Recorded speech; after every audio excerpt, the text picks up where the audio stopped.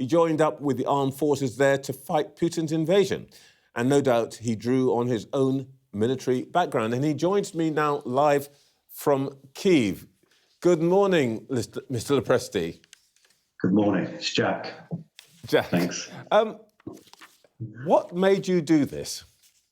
Well, the last time I spoke in the House of Commons, I said that the defence of the UK began in Ukraine. And I've been coming here for 2 years now, regularly, helping with charities, doing work with defence manufacturers in my own previous constituency. And about a year ago, I thought to myself, well, politics looks difficult for us as a party at the moment, to say the least.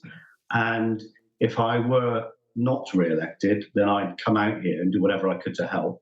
And I knew in the back of my mind I'd more than likely end up in the military, which is where I am. How close to the front line are you, by the way? Well, at the moment, I'm sat in Kyiv. Last week, I went to Poltava and Kharkiv.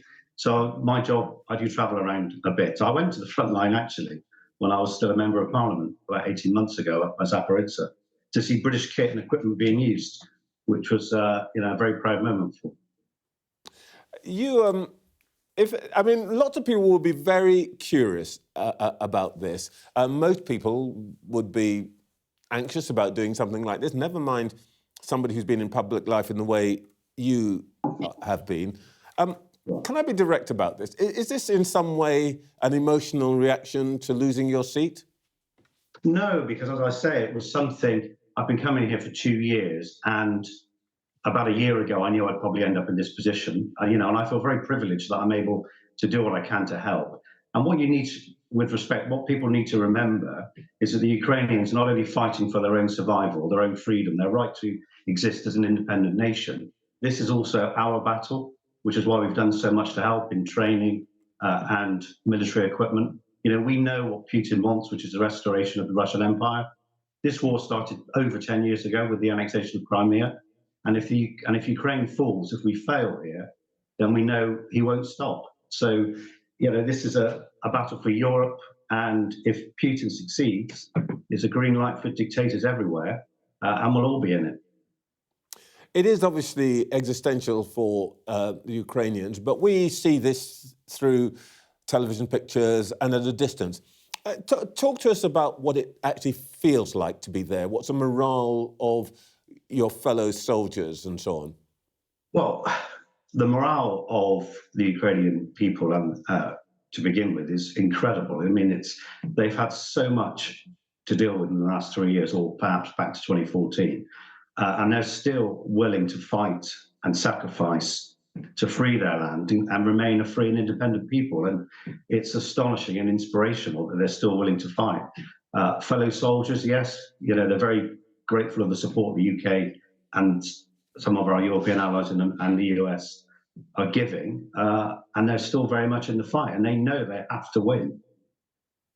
You say they're still very much in fighting, that they're fighting to free their land, but realistically, is the fight here now to win, or is it simply to put Ukraine in a position that is essentially the best possible position from which to negotiate a peace? Well, I'm not sure what negotiation will mean when Mr. Putin, President Zelensky said yesterday that Putin's mobilizing, increasing his armed forces by 100,000. He's linked up with North Korea, with China, with elements of Iran to increase his industrial and his military capacity. I don't know what negotiation means. I don't think you can negotiate away an invasion, war crimes, atrocities. The Ukrainians know they have to win to remain a free, independent, sovereign nation. It's coming up on 3 years now. How long do you think that the people that you are fighting next to are going to tolerate this and continue fighting?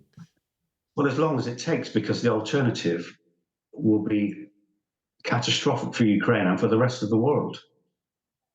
I volunteered and I will stay here for as long as I'm needed, and I'll do whatever I'm asked to do and whatever I'm needed to the best of my ability. And that's pretty much the feeling amongst the military and amongst the civilians here. Tell me a bit about your own feelings about this. You know, I know that you're doing... Sorry, I missed that. I missed that, sorry. I was asking if you could talk a little bit about your own feelings at the moment. I know that some of the time you're doing organisational work, you're doing procurement and so on, but some of the time you are clearly in the danger zone. What essentially motivates you to risk your life? I understand the grand point about freedom and so forth, but why you? And what's driving you there? I feel very privileged that I'm able to come here and help and serve and volunteer. So I feel incredibly privileged and honoured for that.